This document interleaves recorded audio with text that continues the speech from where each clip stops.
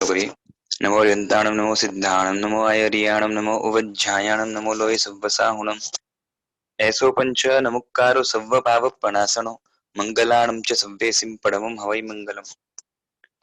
ચારિત્ર પદની વાત ચાલી રહી હતી।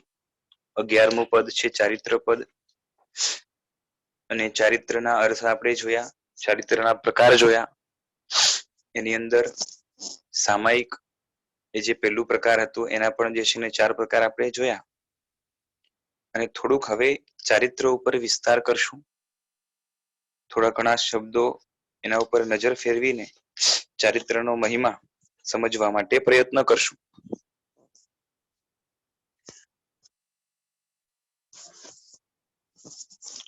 અહીં જે લેખ આપેલો છે ને એમાં જ્યાં જ્યાં એમ તો હું એટલે વાંચી જઈશ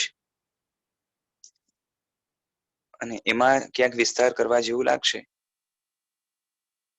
એ વિસ્તાર કરશું અને બાકી આમ ટોપિક થી ઇરરિલેવન્ટ હશે તો એને સ્કીપ પણ કરશું। ચારિત્ર અથવા સંયમ સમય સંગમ શબ્દમાં નજીવા ફેરફાર છે છતાં એકબીજાના પૂરક છે। જેમ કે જેનું ચારિત્ર સારું તેનું ચારિત્ર એટલે સંયમ સારું। આત્મા સંયમ ક્યારે લે? જ્યારે સમય પાક્યો હોય, ચારિત્રના અંતરાય તૂટ્યા હોય અથવા ગુરુનો સંગમ યથા સમયે થયો હોય, સાધુનું જીવન સાદું એટલે કે આડંબર વિરાનું હોય છે। આ સામાન્યથી છે ને રમતવાળી વાતો છે। બાકી આમ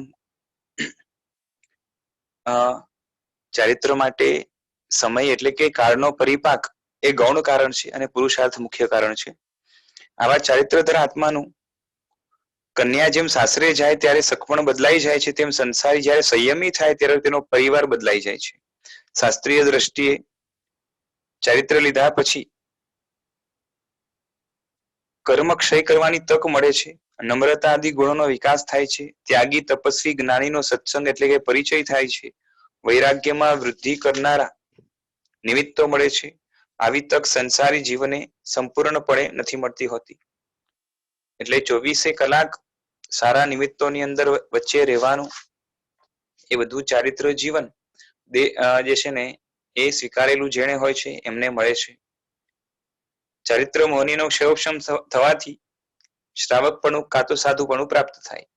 દેશથી ક્ષયોક્ષમ થયો હોય એટલે કે અપ્રત્યાખ્યાની કસાયો ગયા હોય, કસાયની મંદતા એટલી હોય કે અપ્રત્યાખ્યાની ન રહે તો શ્રાવકપણું મળે અને પ્રત્યાખ્યાની પણ જાય અને તો સાધુપણું પણ મને ઘણી વાર પ્રત્યાખ્યાનીને પ્રત્યાખ્યાના વરણ પણ કહેવાય છે। એ જે પણ હોય અર્થ એક જ છે। ચારિત્ર માટે શ્રદ્ધા, ભાષણ, રમણતાનો ક્રમ નજર સામે આરાધક્ય રાખવો જોઈએ। બરોબર, શ્રદ્ધા, ભાષણ અને રમણતા। શ્રદ્ધા એટલે દર્શન, ભાષણ એટલે જ્ઞાન અને રમણતા એટલે ચારિત્ર। એટલે ચારિત્ર માટે હજી એક શબ્દ શું આવ્યો? રમણતા। આત્મા જ્યારે પોતાના ગુણોમાં રમતો થાય, એની અંદર ચરતો થાય, ફરતો થાય, એને કહેવાય ચારિત્ર। સર્વપ્રથમ ચારિત્ર મારું કલ્યાણ કરશે તેવી શ્રદ્ધા વિશ્વાસ જન્મે। પેલા શ્રદ્ધા જોઈએ કે આ ચારિત્ર મારું કલ્યાણ કરશે। જેની ઉપર શ્રદ્ધા થાય તેમાં છેલ્લું જે ધ્યેય હોય તે ભાસવા દેખાવવા લાગે એટલે કે સ્પષ્ટ જ્ઞાન થાય। પછી અંતિમ લક્ષ્ય સુધી પહોંચવાની જીવનમાં રમણતા આવે। શુદ્ધ ચારિત્ર પાળવાની તાલાવેલી જાગે। આવા ચારિત્રના બે ભેદ કરવા હોય તો દેશવૃત્તિ ને સર્વવૃત્તિ એ રીતે થાય છે। તે જ રીતે ચારિત્ર પ્રવૃત્તિ સ્વરૂપ અને નિવૃત્તિ સ્વરૂપ પણ કહી શકાય। કારણ કે જીવ પહેલા પ્રવૃત્તિ કરે અને પછી સંસારથી નિવૃત્તિ લેવા પ્રયત્ન કરે। એક દ્રવ્ય ચારિત્ર, બીજું ભાવ ચારિત્ર। એટલે આમ ચારિત્રમાં છે ને પ્રવૃત્તિ અને નિવૃત્તિ બંને હોય। આખા ચારિત્રને એકદમ શોર્ટમાં કેવું હોય તો સમિતિ ગુપ્તિનું પાલન એ આવી જાય। સમિતિ અને ગુપ્તિના પાલન સિવાયનું ચારિત્ર હોતું નથી। સમિતિ અને ગુપ્તિ એટલે શું? આમ તો પાંચ સમિતિ અને 3 ગુપ્તિ લગભગ ખબર હશે। ઇરિયા સમિતિ, ભાષા સમિતિ, એષણા સમિતિ, આદાન ભંડ મત્ત નિખેવણા સમિતિ અને પારિષ્ઠાત્મિકા સમિતિ। અને 3 ગુપ્તિ એટલે મન ગુપ્તિ, વચન ગુપ્તિ અને કાય ગુપ્તિ। સમિતિમાં પણ જે છે ને મન વચન કાયાનું કાર્ય પડશે અને ગુપ્તિમાં પણ પડશે। એટલે સમિતિમાં શું છે તો જ્યારે મન વચન કાયાનો ઉપયોગ કંઈક કરવાનો છે ત્યારે એનો કેટલો કંટ્રોલ ઉપયોગ કરવો એને કહેવાય સમિતિ. અને ગુપ્તી એટલે મન વચન કાયાને ગુપ્ત રાખવું, એટલે કે એને રોકવું, એને જે છે ને એની પ્રવૃત્તિને અટકાવવી. સમિતિનું પાલન જ્યારે ચાલુ હોય ત્યારે એટલે મન વચન અને કાયા એ ત્રણેયનું કાર્ય ચાલુ છે, સારું કાર્ય ચાલુ છે ત્યારે સમિતિ કહેવાય, ખરાબ હોય તો એ પાપ ક્રિયા કહેવાય. તો સારું કાર્ય ચાલુ છે એમાં જેટલું સારું છે એ સમિતિ છે, અને જેટલું એમાં કાબુ છે, કંટ્રોલ છે, નિરોધ છે મન વચન કાયાનો, એ જ ગુપ્તિ છે એમાં. બરોબર છે. અને પૂર્ણ ગુપ્તિ ત્યારે કહેવાય જ્યારે મન વચન કાયાની ક્રિયા પૂરી રીતે બંધ હોય. અને એમાં પણ બાદર ગુપ્તિ ને સૂક્ષ્મ ગુપ્તિ બંને આવે, કે મોટી મોટી ક્રિયા બંધ થાય તો બાદર ગુપ્તિ કહેવાય, અને સૂક્ષ્મ ક્રિયા પણ બંધ થઈ જાય તો સૂક્ષ્મ ગુપ્તિ કહેવાય, જે 14મા ગુણ સ્થાનકે આવી જાય છે. અને એના પછી આત્માનો મોક્ષ થાય છે. તો પૂરેપૂરી ગુપ્તિ અને સમિતિનું પાલન વ્યવસ્થિત રૂપે એ રીતે થાય, સમિતિના પાલનથી જે છે શું થાય છે તો કે પુણ્ય બંધાય છે, અને ગુપ્તિના પાલનથી નિર્જરા થાય છે. સમિતિ એ શુભ પ્રવૃત્તિ રૂપ છે, ગુપ્તિ એ નિવૃત્તિ રૂપ છે. એટલે ચારિત્રવાન આત્માએ કાં તો શુભ પ્રવૃત્તિમાં અને કાં તો જે છે ને નિવૃત્તિમાં રહેવાનું છે. અને મુખ્ય એમને નિવૃત્તિમાં જ રહેવાનું છે, નિર્જરામાં જ રહેવાનું છે. પણ જ્યાં નિર્જરા શક્ય નથી, એટલી શક્તિ, હિંમત, તાકાત કે જે છે ને સંસ્કારો હજી પહોંચ્યા નથી, ત્યાં સુધી એને જે છે ને સમિતિમાં એટલે કે શુભ પ્રવૃત્તિમાં રહેવાનું છે, સારી પ્રવૃત્તિમાં રહેવાનું છે, યોગ્ય ઉચિત પ્રવૃત્તિમાં રહેવાનું છે. એ પણ જેટલું બની શકે એટલું ઓછામાં પતે તો વધારે કરવું નહીં. અને એ સમિતિ ગુપ્તિના પાલનમાં જ આખે આખું ચારિત્ર એમનું સચવાઈ જાય છે. પાંચે મહાવ્રત એ સમિતિ ગુપ્તિના પાલન રૂપ જ છે. પાંચે મહાવ્રતને પાલવા માટે સમિતિ ગુપ્તિ લાગશે. ઈર્યા સમિતિ એટલે આપણે બોલીએ ને અણજોયે હિંડ્યા, એટલે કે ધ્યાન દઈને ચાલ્યા નહીં, એટલે આવતા જતા રસ્તામાં જીવ જંતુ કે કોઈ જીવની હિંસા વગેરે ન થાય એ રીતે જે છે ને જૈનાપૂર્વક ચાલે, એટલે આવે જાય, એને કહેવાય ઈર્યા સમિતિ. ભાષા સમિતિ એટલે કંટ્રોલ મેનરમાં, ભાષામાં જે છે ને ભાષાના જેટલા ગુણો જોઈએ એ ગુણોના, જે સારા ગુણો જોઈએ એ ગુણો પૂર્વક બોલવાનું જ્યારે થાય ત્યારે. એમાં પણ જે છે ને એ જે છે ને મુપત્તિનો ઉપયોગ કરે વ્યવસ્થિત. પછી શું કહેવાય કે શબ્દો જેટલું શોર્ટમાં પતતું એટલું શોર્ટમાં પતાવે. એ પણ હિત, મિત અને પથ્ય જોઈએ ભાષા એની, એટલે હિતકારી જોઈએ, અને બને એટલા ઓછા શબ્દમાં જોઈએ, અને પથ્ય એટલે સામેવાળાને સમજાય એ રીતે જોઈએ, સામેવાળાને ખરાબ લાગે કે એને સામેવાળાને ઉતરે નહીં, અને આપણો પણ અને એનો પણ સમયનો બગાડ થાય એ રીતે ન બોલે. અને એષણા સમિતિ એટલે કોઈ પણ વસ્તુ સાધુ માટેની વાત છે કે માગ્યા વગર લેવાની ના હોય, તો જ્યારે એષણા કરવાની થાય તો એમાં જેટલી ધ્યાન કે તકેદારી રાખવાની હોય. પછી આદાન ભંડવત્ત નિખેણા સમિતિ એટલે જે છે ને વસ્તુ લેવી મૂકવી વગેરે કરવું છે તો એની અંદર જૈના સાચવે, પૂંજી પ્રમારજીને લે. અને પારિષ્ઠાપનિકા સમિતિ એટલે કે વસ્તુને જ્યારે ઉપયોગ થઈ ગયો અને કદાચ કોઈ વસ્તુ એક્સ્ટ્રા બચી છે, કાં તો ખરાબ થઈ ગઈ છે, હવે કામ લાગે એમ નથી, એને પરટવાની આવે તો એને જે છે ને ઓછી હિંસામાં, ઓછામાં ઓછી હિંસામાં પતે, આ તો હિંસા ન કરવી પડે એ રીતે પતે, એ રીતે પટવે, અને આગળ જઈને હિંસાની પરંપરા લાંબી ન સર્જાય એ રીતે પરટવે, તો એને કહેવાય પારિષ્ઠાપનિકા સમિતિ. તો આ બધી જે સમિતિઓ છે એ બધું જ કેવું છે કે પાંચ મહાવ્રતને સાચવવા માટે એ બહુ ઇમ્પોર્ટન્ટ વસ્તુ છે. એટલે જ તો છે ને આ 8 વસ્તુ, 5 સમિતિ અને 3 ગુપ્તિ, એને અષ્ટ પ્રવચન માતા કહેવાય છે. 8 એ પ્રવચનની માતા છે. પ્રવચન એટલે આપણે પેલા જોઈ ગયા શ્રી સંઘ. આ ચતુર્વેદ સંઘની માતા કોણ? તો જે એને પુષ્ટિ આપે, જેમ આપણી માતા આપણને એક તો જન્મ આપે, પછી એ પુષ્ટિ આપે પોતાનું દૂધ વગેરે પાઈને, ખાવાનું ખવડાવીને, પછી આપણે ટ્રેનિંગ આપે અને આપણે સક્ષમ બનાવે પોતાના જીવનમાં ઇન્ડિપેન્ડન્ટ થવા માટે. તો આ પ્રવચન માતા પણ એ જ કરે છે કે 5 સમિતિ અને 3 ગુપ્તિ એનું શરૂઆતમાં જે છે ને જ્ઞાન આપણને મળે, પછી એનું આચરણ મળે, એના ઉપર શ્રદ્ધા થાય, એનું પાલન થાય, અને આ બધું ક્યાં જોવા મળે? તો કે ચતુર્વિધ સંઘમાં જોવા મળે. એટલે ચતુર્વિધ સંઘ એટલે કે પ્રવચન અથવા તો પરમાત્માનું જે છે ને એ વચન, એને કહેવાય પ્રવચન એટલે શાસ્ત્ર. એટલે શાસ્ત્ર ની આજ્ઞા બધી જ 5 સમિતિ અને 3 ગુપ્તિની અંદર સમાઈ જાય છે. અને સમિતિના પાલનથી ગુપ્તિ તરફ વધતા વધતા પૂર્ણ ગુપ્તિને પ્રાપ્ત કરી અને સમિતિની જરૂરત ના પડે એવી અવસ્થાને પ્રાપ્ત કર્યા પછી જ મોક્ષ થાય છે. એટલે સમિતિને ગુપ્તિના પાલનમાં પૂરેપૂરું જીવન આપવા માટે જે લોકો તૈયાર થાય છે એને આપણે સર્વવૃત્તિધર કહીએ છીએ. થોડી ઘણી સમિતિ ગુપ્તિનું પાલન કરવા માટે સક્ષમ બને છે એ દેશવૃત્તિધર છે. અને એ સમિતિ ગુપ્તિનું પાલન હજી પૂરેપૂરું જે છે ને ભાવપૂર્વક થવું જોઈએ એ રીતે નથી થતું, પણ એના ઉપર પૂરેપૂરી શ્રદ્ધા છે કે આ જ હોવું જોઈએ જીવનમાં, એને આપણે સમ્યક દ્રષ્ટિ કહીએ છીએ. અને એ ભાવ તરફની રુચિ થોડી ઘણી પણ જાગી છે એને આપણે મંદ મિથ્યાત્વી કહીએ છીએ.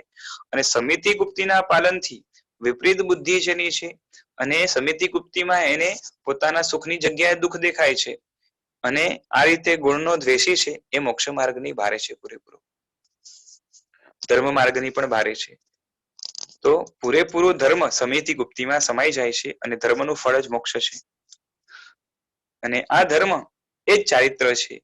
ચારિત્ર, એનું જ્ઞાન, એની રુચિ અને એનું કાર્ય, આ બધું જ મોક્ષ માટે જે છે ને અનિવાર્ય છે. અને માટે આ અષ્ટપ્રવચન માતા રૂપ એટલે એ હમણાં વાત ચાલતી હતી કે જે છે પ્રવૃત્તિ સ્વરૂપ અને નિવૃત્તિ સ્વરૂપ. તો પ્રવૃત્તિ સમિતિમાં છે અને નિવૃત્તિ છે ગુપ્તિમાં. અને ચારિત્ર આમ 2 પ્રકારે હોય, દ્રવ્ય ચારિત્ર અને ભાવ ચારિત્ર. દ્રવ્ય ચારિત્ર જે આપણે નિક્ષેપની વાત કરી હતી એના હિસાબે જોવા જઈએ તો દ્રવ્ય ચારિત્ર એને જ કહેવાય જે આગળ જઈને ભાવ ચારિત્રનો જે છે ને પ્રગટાવે, એટલે કે ભાવ ચારિત્રનું કારણ બને એને દ્રવ્ય ચારિત્ર કહેવાય. અને જે ભાવ ચારિત્રનું કારણ ન બને એવી દીક્ષા, એવી પ્રવૃત્તિ, એવું કદાચ નિરતિચાર, આખું સંયમ પાડે, આખો જીવન એક પણ પાપ ન લાગે એ રીતે પણ પાડે, પણ આગળ જઈને જો ભાવ ચારિત્રનું, છઠ્ઠા ગુણસ્થાનક વાળા ચારિત્રનું કારણ ન બને તો એવું ચારિત્ર જે છે ને એની ફૂટી કોળીની કિંમત જૈન શાસનમાં નથી. પણ જે છે ને એ અતિચાર વાળું પણ ચારિત્ર, સાતિચાર પણ ચારિત્ર હોય, પણ આગળ જઈને જો એ ભાવ ચારિત્રનું કારણ બને તો એને આપણે જે છે ને ઘણી વેલ્યુ આપીએ છીએ. એટલે જે આગળ જઈને ભાવ ચારિત્રનું કારણ નહીં બને એ અશુદ્ધ વ્યવહાર નહીંનું જે છે ને એ ચારિત્ર છે. અને જે દ્રવ્ય ચારિત્ર આગળ જઈને ભાવ ચારિત્રનું કારણ બનશે એ શુદ્ધ વ્યવહાર નહીંનું છે. તો આ રીતે ચારિત્ર એ દ્રવ્ય અને ભાવ બંને સ્વરૂપે છે. ભાવ ચારિત્ર એટલે કે ચારિત્રના જે પરિણામ છે, મિથ્યાત્વ ન હોવું જોઈએ, સમ્યક્ત્વ હોવું જોઈએ, અવૃત્તિ ન હોવી જોઈએ, વૃત્તિ હોવી જોઈએ, કશાય ન હોવો જોઈએ, જે છે ને નિષ્કશાય ભાવ હોવો જોઈએ, એટલે કશાયનો ક્ષયોક્ષમ હોવો જોઈએ, અને અશુભ યોગ ન હોવો જોઈએ, શુભ યોગ હોવો જોઈએ. આ બધાના જે પરિણામ અંદરમાં હોય એ બધા પરિણામ એટલે અંદરના ભાવ, અંદરની ફિલિંગ, અંદરની સ્પર્શના, અંદરની લાગણી, એ જો હોય તો ભાવ ચારિત્ર કહેવાય. દેશથી હોય એટલે અંશથી હોય, થોડાક હોય તો દેશ ચારિત્ર કહેવાય, અને પૂરા હોય તો સર્વ ચારિત્ર કહેવાય.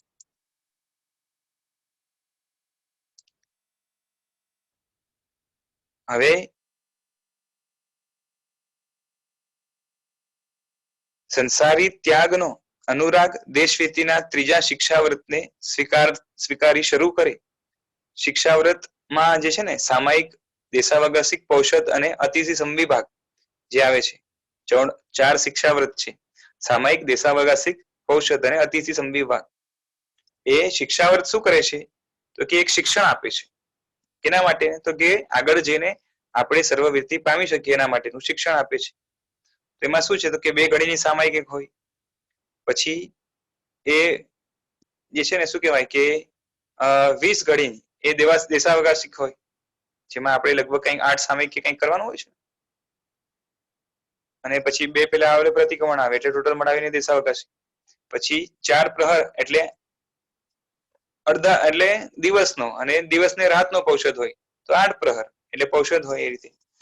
અને અતિથિ સમવિભાગ તો 8 પહોર પ્લસ ઉપવાસ પ્લસ એકાશનું દ્વારા સાધના શરૂ કરી. અતિથિ સમવિભાગનો તો ખ્યાલ છે ને કે પોતે જેટલું શું કહેવાય કે ઘરમાં જે વસ્તુ તૈયાર છે એમાંથી સાધુ જેટલું લઈ જાય એટલી જ વસ્તુ પોતે વાપરે.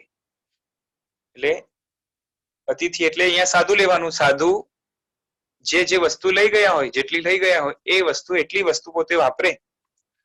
એટલે સરખે સરખો એ એમણે જે ભાગ વાપર્યો આપણે એ વાપરવાનો, એવો જેમણે નિયમ લીધેલો હોય, એવો વ્રત લીધેલો હોય એ અતિથિ સમવિભાગ વ્રત છે. તો આ બધી જે છે ને સાધુપણાની એક જાતની એ ટ્રેનિંગ છે. અને પછી સર્વવીરતી જયારે સ્વીકારે ત્યારે આજીવન ચારિત્રના પચકાંડ લે. દેશવીરતી દર જીવ 8 કષાય એટલે કે 4 અનંતાનુબંધી અને 4 અપ્રત્યાખ્યાની એના નિવારણ માટે જે છે ને પ્રયત્ન કરતો હોય છે. અને આગળ જઈને સર્વવીરતી ક્યારે મળે એના માટે પ્રયત્ન કરે.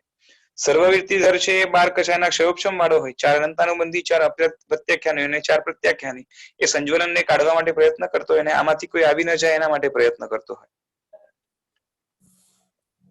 ગુરુજી, તમે કહ્યું કે 4 શીર્ષાવ્રત છે એનું જરાક એટલે કઈ રીતે તમે કહ્યું? હું સમજી નહીં શકી. એક તો સામયિક છે, આપણે જે લેતા હોય છે સામયિક 48 મિનિટની, 2 ઘડી કહેવાય ને, 1 ઘડી એટલે 24 મિનિટ. એટલે શિક્ષા શા માટે કહેવાય છે એમ? શિક્ષા એટલે ટ્રેનિંગ. અચ્છા, ટ્રેનિંગ નહીં સર. ઓકે, એક જાતનું શિક્ષણ, ટ્રેનિંગ. હા.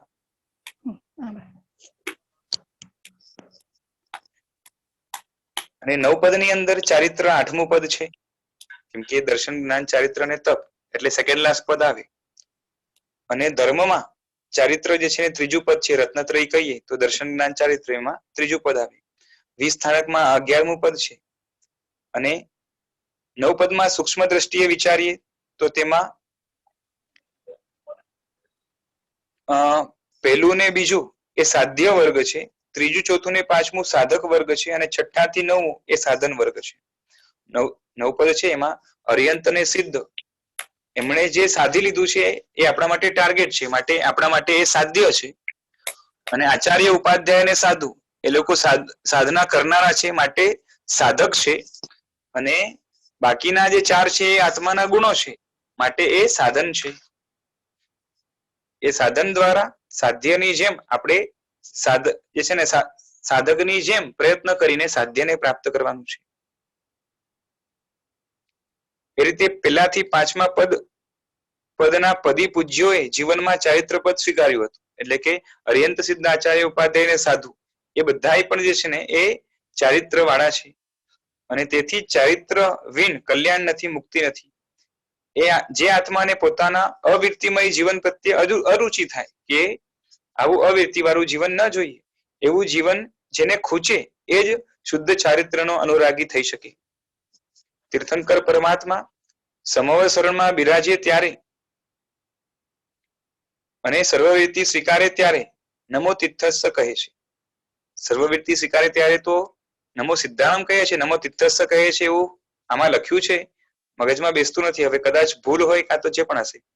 બાકી સમોવર શરણમાં બિરાજે ત્યારે નમો તિથસ્સ કહે છે, એટલે કે તીર્થને નમસ્કાર, એટલે કે શાસનને નમસ્કાર કરે છે. તેમ ઇન્દ્ર મહારાજા પોતાની સભામાં બેસે ત્યારે વિરતિ ધર્મને પ્રણામ કરે છે.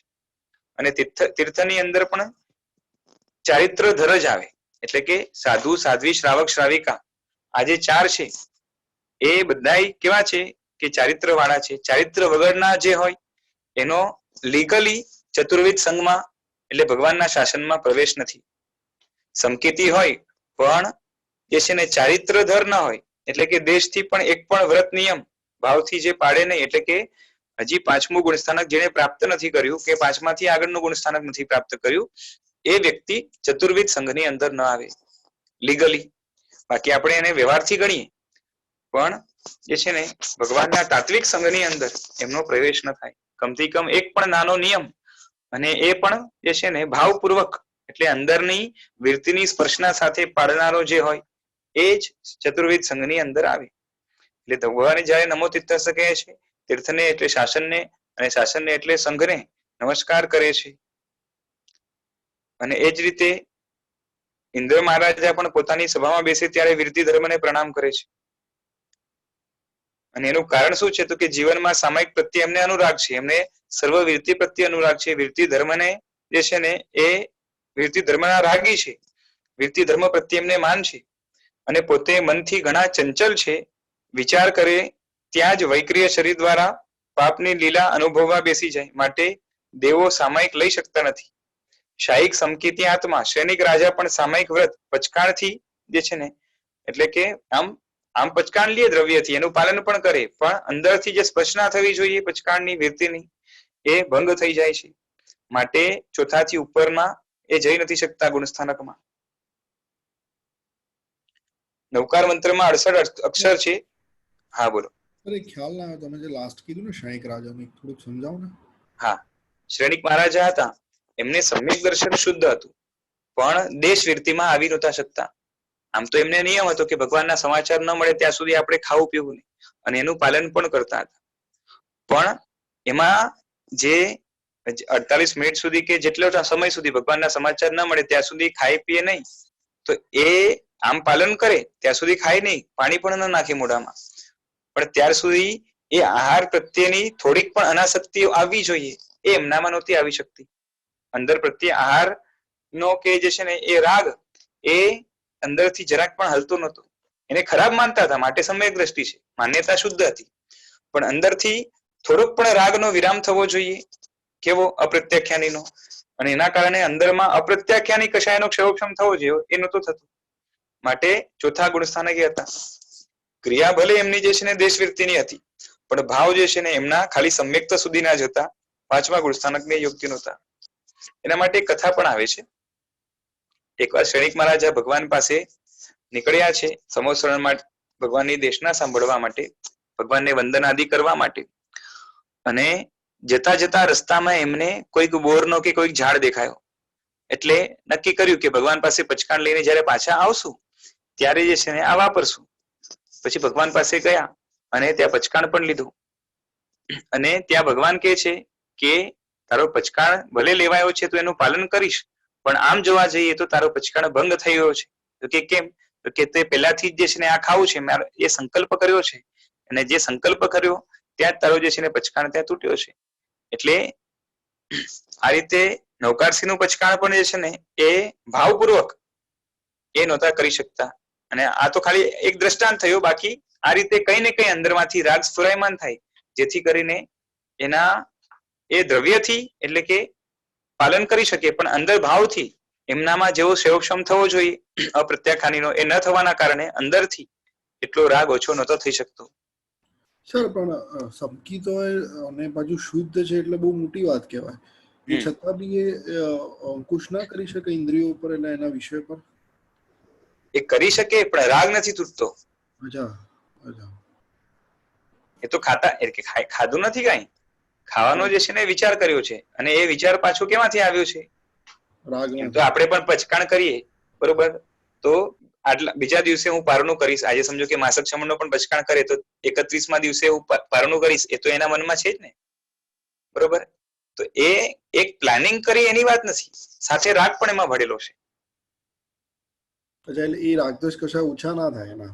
હા, એ મંદ નથી થતા જેટલા થવા જોઈએ, દેશવીરતી માટે થોડાક પણ જે થવા જોઈએ. એટલે સમ્યક તો પછી આટલા રહે રાગદોષ આટલા તીવ્ર. હા, એ તો પછી પૂર્વના સંસ્કાર કેટલા ગાઢ છે એના ઉપર છે. આ તો કઈ નથી, આ થોડુંક પાલન તો કરે છે. સત્ય કી વિદ્યાધર તમે વિચાર કરો કે આ બધા પચકાણ તો બહુ દૂરની વાત છે, શુદ્ધ સમકીતી છે, તીર્થંકરનો આત્મા છે, અને એ ભાવમાં તીર્થંકર નામકર્મ નિકાજિત કર્યું છે. તીર્થંકર થઈને મોક્ષા જશે, લગભગ આવતી 24માં એમનું નામ છે, કદાચ કાં તો મહાવીર થઈ જશે, મને ખ્યાલ નથી એકદમ. હવે એવા વ્યક્તિ પણ એ સાથે સાત વ્યસનથી પૂરા હોય, બોલો, જુગાર રમે, પરસ્ત્રી ગમન કરે, અને એનાથી બધા હેરાન થયા છે, પાછી એ છે ને એ શિકાર કરે, પછી જે છે ને જુગાર રમે, આ બધું બોલો સાથે સાત વ્યસનથી પૂરા હોય તો આપણે લાગે કે કેવું, પણ જે છે ને દ્રષ્ટિ ખુલ્લી ક્લિયર હોવા છતાં પણ જે આ બધી જે પ્રવૃત્તિઓ જે કરે છે એના સંસ્કાર પૂર્વભાવના એટલા દ્રઢ હોય જેના કારણે એ છૂટે નહીં. પણ એ છૂટશે ચોક્કસ, પણ હમણાં છૂટી નથી શકતા. અચ્છા. એટલે પાછા ભોગવવા બી પડે ને એને પછી રીતે. હા, અને પાછું હોય બધા મજબૂત એમ, હા, એટલે એ ઇઝીલી ના છોડી શકે. હા. છતાં પણ ભગવાન કહે છે કે આવા વ્યક્તિની પણ આશાત ના કરવી નહીં. એક વસ્તુ સમજી રાખો, અહીંયા જેનામાં પણ તાત્વિક ગુણ હોય એની નિંદા કરવાની ભગવાન ના પાડે છે. એક પણ તાત્વિક ગુણ હોય, ખાલી જ્ઞાન પણ છે ને સમ્યક થોડોક પણ તાત્વિક હોય તો એ વ્યક્તિની જે છે ને એનામાં, કેમ કે આ જગતની અંદર બધું જ જે છે ને સુલભ છે, પણ આ ગુણો જે છે ને શુદ્ધ ભાવના એ દુર્લભ છે. અને એને આટલું થોડીક પણ પ્રાપ્તિ કરી છે શુદ્ધ ગુણોની, તો એ આખા જગતમાં જે છે ને કેટલા જીવો, અનંત જીવોમાંથી એકાદ જીવ હોય છે એવો જે આટલા લેવલ સુધી પહોંચે છે. માટે બહુ નાની સુધી વાત નથી. એટલે થોડોક પણ ગુણ ખીલવ્યો તો આપણું શાસન ભગવાન એમની પીઠ થાપડશે કે વાહ સરસ કામ કર્યું, હવે આગળ વધો. અને એના જેટલા પણ દુર્ગુણો હશે એની સામું નહીં જોઈ, કેમ કે ખબર છે કે શુદ્ધ ભાવ એ બધા દુર્ગુણોને આગળ જઈને ભસ્મીભૂત કરી નાખશે. આ ચિંગારી એવી છે જે આગળ આખા જંગલને, કર્મના જંગલને બાળીને સાફ કરશે જ. તો પણ એ હિસાબે તો પછી જે સમ્યક તો નથી ને પહેલી 4 દ્રષ્ટિમાં જને તો બહુ સાચવવું પડે. હા એ છે, પણ પેલી 4 દ્રષ્ટિ તો ઠીક છે, એની પહેલાની પણ અપુનર્બંધક વગેરે પણ અવસ્થા હોય તો એ વ્યક્તિને પણ જે છે ને આપણા શાસ્ત્રકારો મહાત્મા તરીકે સંબોધવા તૈયાર છે. તો અપુનર્બંધકના ક્વોલિટીમાં એટલે એ શ્રદ્ધાવાળો થઈ ગયો છે એટલીસ્ટ. અપુનર્બંધકને સંસારના જે છે ને અસારપણાની શ્રદ્ધા થઈ ગઈ છે, અંશથી પણ. અને જે અંશથી થોડીક પણ થઈ છે પાછી શુદ્ધ છે, એટલે દુઃખમાંથી પેદા થઈ નથી. સંસારના સુખ પણ જે છે એના ઉપર પણ અરુચિ જાગી છે.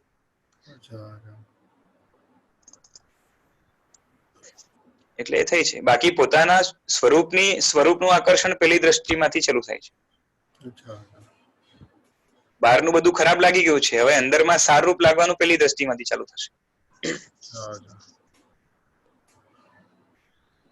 એટલે થોડીક પણ જે છે ને અચીવમેન્ટ આવી છે અંદરમાંથી, તો જે છે ને એ ગુણને જોશે, એને હાઇલાઇટ કરશે, અને એનામાં જેટલા પણ બાકી દોષો છે તો એની સાથે જયારે ટ્રીટમેન્ટ કરવાનું આવે ને, વ્યવહાર કરવાનો આવે, તો એ બધાને નેગ્લેક્ટ કરી દેશે. હા, શાસ્ત્રમાં બતાવ્યું હોય એ તો સર્વવ્યતિ ધરને પણ જે છે ને આટલા કષાયો બાકી છે એ બતાવ્યું હોય, એની નિંદા નથી, એ તો ખાલી જસ્ટ જે છે ને હકીકત સામે બતાવે છે ખાલી. પણ જયારે સર્વવ્યતિ ધર સામે આવે તો એનામાં દોષો હોય તો એને જોવાની ના પાડે છે. એનામાં ગુણો છે, એનું છે ને તમે એનો સથવારો લઈને તમે એનું સેવન કરો, એનો સાથ રાખો, એની ભક્તિ કરો, બધું બતાવશે.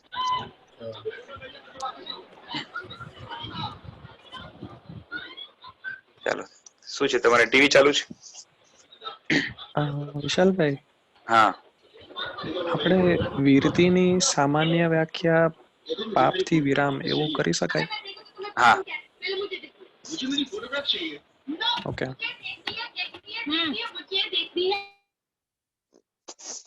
એટલે વીરતી એટલે વિરામ, જેને આપણે વ્રત કહીએ છીએ, વીરતી કહીએ છીએ, વિરામ છે. તો શરૂઆતમાં પાપથી વિરામ આવશે, અને આગળની સાધનામાં જે છે પુણ્યથી પણ વિરામ આવશે. કે હવે પુણ્યની જરૂરત નથી, પુણ્ય બાંધવાનું કામ પણ નથી, અને પુણ્ય માટે જે શુભ ભાવ છે એ પણ આમ જોવા જઈએ તો આત્માનો વિભાવ છે. આપણે એને ટેમ્પરરી જે છે ને અશુભ ભાવથી બચવા માટે આપણે એને પકડ્યું હતું. તો જેમ છે ને નીચે તમે એક સીડીથી બીજી સીડી ઉપર ચડો, એક દાદરાથી બીજા દાદરા ચડો, તો તમારે બીજાથી ત્રીજા દાદરા ઉપર ચડવું હોય તો બીજા ઉપરથી પગ તમારે ઉચકી લેવો પડે. ત્યાં રાખો પગ તો ત્રીજા ઉપર આખા ન પહોંચી શકો. તો એ જ રીતે શુભ ભાવ અશુભ ભાવમાં છીએ આપણે, તો ત્યાંથી આપણે શુભ ભાવ ઉપર પગ મૂકી અને શુદ્ધ ભાવ તરફ જવાનું છે. તો જ્યારે હવે શુદ્ધ ભાવ તરફ જવાનું છે તો શુભ ભાવ ઉપરથી પણ પગ હટાવી લેવો પડશે. તો પેલા અશુભમાંથી શુભમાં અને શુભમાંથી શુદ્ધમાં જવાનું છે. સર, શુભ ભાવ અને શુદ્ધ ભાવમાં ડિફરન્સ કઈ છે? શુભ ભાવ જો એકદમ શોર્ટ એન્ડ સ્વીટ ડિફરન્સ એ છે કે રાગ દ્વેષ અને એના જેટલા પણ પ્રકાર છે, ક્રોધમાન માયા લોભ હાસ્ય રતિ અરતિ ભય શોક દુર્ગંછા, પછી બીજી ભોગ ક્રિયા, એની ઈચ્છા, એની કામનાઓ, એ બધું જેટલું પણ છે એ બધું જ જ્યારે એ બધા રાગ દ્વેષ છે, એ બધા જ જ્યારે આત્મા માટે અહિતકર હોય, આત્માને પછાડનાર હોય, દુર્ગતિ તરફ લઈ જનાર હોય, અંદરમાંથી બેચેનીઓ પેદા કરી અને એના સંસ્કાર જ્યારે આગળ ચાલે તો આત્માને પોતાનું ભાન ભૂલાવનાર હોય, તો એને આપણે અશુભ ભાવ કહીએ છીએ. અને એ જ બધા રાગ દ્વેષ આત્માનું હિત કરનાર હોય. દાખલા તરીકે મને મારા કર્મો ઉપર ક્રોધ આવે, મને મારા ખરાબ ભાવો ઉપર ક્રોધ આવે તો એ સારું છે. મને મારા દેવગુરુ ધર્મ ઉપર અભિમાન હોય, એ પણ સાચી દ્રષ્ટિએ, અને એ મને પ્રગતિમાં મદદરૂપ છે તો એ સારું છે. હું કર્મને ઠગવા માટે માયા કરું તો એ સારું છે. હું આત્માના સ્વરૂપનો લોભ રાખું, હું આત્માના ગુણોનો લોભ રાખું, સારું છે. મને મારી નાદાની અજ્ઞાનતા ઉપર હાસ્ય એટલે હસી આવે, સારું છે. મને ધર્મમાં નિષ્ફળતા મળે એની મને અરતિ થાય, સારું છે. મને બીજાના ગુણને જોઈને અને પોતાને પણ ગુણ જે પ્રાપ્ત થયા છે એને જોઈને રતિ થાય, આનંદ થાય, એ સારું છે. પછી મને મારા પાપોના ફળનો ભય હોય, સારું છે. મને મારા પાપની ક્રિયા પ્રત્યે જુગુપ્સા હોય તો સારું છે. મને ધર્મના નિમિત્તો જાય એ ગમતું નથી, શોક છે, સારું છે. આ બધાથી પુણ્ય બંધાય અને આગળ જઈને મોક્ષ માર્ગમાં સારા સંસ્કાર પાડીને જે છે ને તમને એક સેફ સાઈડ પર લઈ જાય, તમારી સદગતિ ફિક્સ થઈ જાય અને દુર્ગતિથી અટકવાનું થાય. ઇન શોર્ટ, આત્મહિતકર બધી વસ્તુ પ્રત્યે રાગ જોઈએ, આત્મ અહિતકર બધી વસ્તુ પ્રત્યે દ્વેષ જોઈએ, તો એ શુભ ભાવ કહેવાય. અને જેટલા આપણે રાગ દ્વેષથી રહિત વાળા જેટલા ભાવ છે, જ્યાં ન્યુટ્રાલિટી છે, એ બધા શુભ ભાવ, શુદ્ધ ભાવ છે. કારણ કે આત્માનું શુદ્ધ સ્વરૂપ મોક્ષમાં જે સ્વરૂપ છે, અથવા તો જયારે મોહનીય ચાલ્યું જાય છે, વિતરાગ બને છે ત્યારનું જે સ્વરૂપ છે એમાં ન્યુટ્રાલિટી છે, નહીં રાગ નહીં દ્વેષ. તો રાગ દ્વેષ વગરના જે ભાવો છે એ શુદ્ધ ભાવ છે. બરોબર છે? એક બ્રીફમાં એક્સપ્લેન કર્યું તમને. સર શુદ્ધ ભાવનું કોઈ એક્ઝામ્પલ આપીને સમજાવી શકો? શુદ્ધ સમ્યક ભાવ દર્શન છે આત્માનો શુદ્ધ ભાવ છે. સમ્યક દર્શનમાં જ્ઞાનની જે ક્લેરિટી છે એ આત્માનો શુદ્ધ ભાવ છે. જ્ઞાનમાં ભેળસેળ હતું, બરોબર, ખોટો આગ્રહ વગેરે હતો, એ બધું ગયું. પછી જે છે ને જેટલો પણ કશાઈ છે, સમજો અશુભ રાગ દ્વેષ અંદરમાં જે પડ્યા છે એ જેટલા ઓછા થાય, તો જેટલા ઓછા થયા એટલો એનો મેલ ગયો એટલો એની શુદ્ધિ થાય. એટલે અનંતાનુબંધી જાય તો થોડીક શુદ્ધિ આવી, અપ્રત્યાખ્યાની જાય તો હજી વધારે શુદ્ધિ આવી, પ્રત્યાખ્યાની જાય તો હજી આવી, સંજોલન જાય તો પૂર્ણ શુદ્ધિ આવી છે રાગ દ્વેષ. તો અંદરમાંથી આત્મા જેટલો શાંત થાય અને અંદર તરફ વળે અને બહારની વસ્તુઓ સાથેનું આકર્ષણ એનું જેટલું દૂર થાય એટલી એની શુદ્ધિ કહેવાય. અને કમ્પ્લીટલી જયારે ન્યુટ્રલ થઈ જાય, એને કોઈ વસ્તુનું આકર્ષણ પણ ના હોય, અપાકર્ષણ પણ ના હોય. હા, લાગે ગરમી લાગે, તો એ જે ગરમી લાગે એનો દ્વેષ છે તો એ અશુભ ભાવ છે. અને ગરમી હોવા છતાં પણ જે છે ને એના ઉપર જે છે ને આપણે દ્વેષ ન થાય અને પોતાના કર્મને જે છે ને આગળ કરીએ, ત્યારે અંદરમાં જે શાંત થયા કશાય એ આપણો શુદ્ધ ભાવ છે. જો મૂળમાંથી આ માન્યતા રૂપે બેસી ગયેલું હોય તો. ગુરુજી, એક પૂછ્યું હતું, આપણા એક આચાર્ય જેઓ આપણે એમને કહીએ છીએ કે અભવી જીવના આત્મા છે, તો અંગાર મર્દકાચાર્ય. હા, તો એમને બી જે શિષ્ય એમના પછી થયા હશે, ઈ ભવી થઈ શકે, એટલે એમનું શરણું લઈને થાય કે કેવી રીતના? એમના શિષ્ય તો ભવી હતા જ, એ પોતે જ અભવી હતા. તો ભવી હતા તો એ ગુરુને ફોલો કરે એટલે એ રીતે, કે પછી એમને જ્ઞાન શુદ્ધ? ના, એ તો શું છે કે એમણે તો સંસારમાં વધારે સુખ મળે, દુર્ગતિ ન મળે એના માટે ચારિત્ર સ્વીકાર્યું છે, મોક્ષ માટે નથી સ્વીકાર્યું. અને શિષ્યોને પણ ભણાવે છે એની માટે જ. શિષ્યો 500 શિષ્યો છે, બધાને તૈયાર કર્યા છે એની માટે જ. અને જ્યારે શિષ્યોને ખબર પડી કે અભવી છે તો શિષ્યો બધા છોડીને ચાલ્યા જાય છે. અચ્છા, મને એ ખ્યાલ નહોતો. હા, તરત ચાલ્યા જાય છે. સર ધન્યવાદ. વાત કરો તો સર તમે કયા ગુરુની? બરોબર છે. ચાલો આગળ વધીએ.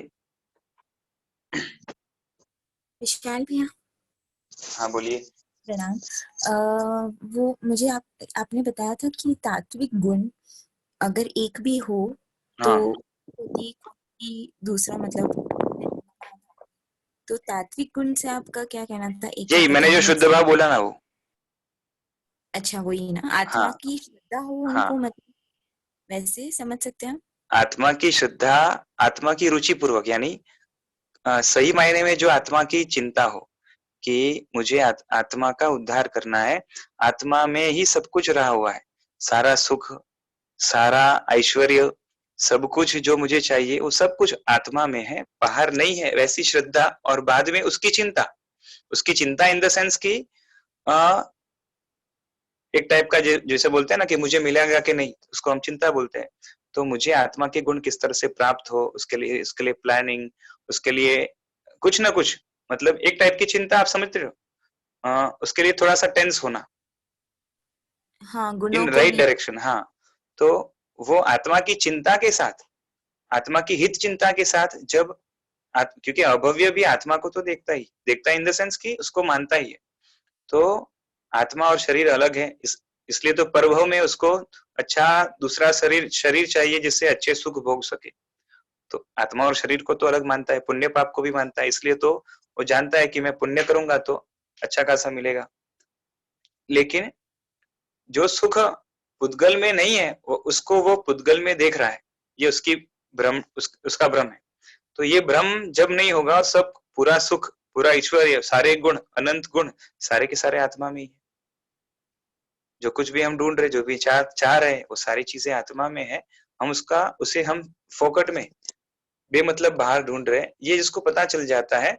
और जब आत्मचिंता होती है, और कम से कम जैसे अभी अपुनर्बंधक की बात हुई, तो जिसको पता चला कि दुनिया में मैं सुख ढूंढ रहा, सुख तो है ही नहीं कहीं पे भी, तो कहाँ पे होगा, कम से कम इस डायरेक्शन में भी एक राइट डायरेक्शन के लिए वो एक एलिजिबल हुआ है. तो वहां से भी इतनी शुद्धि हुई है कि उसकी अलर्टनेस कम से कम जागरूक हुई है. तो उतना उसमें शुभ भाव, एक अशुद्ध भाव ये प्रकट हुआ है. तो वो तात्विक है. तात्विक यानी क्या? जैसा होना चाहिए वैसा, जो सही मायने में अपने स्वरूप की ओर लेके जा सके, वैसा जो भी भाव रहेगा वो तात्विक रहेगा. जी, थैंक यू. हाँ जी.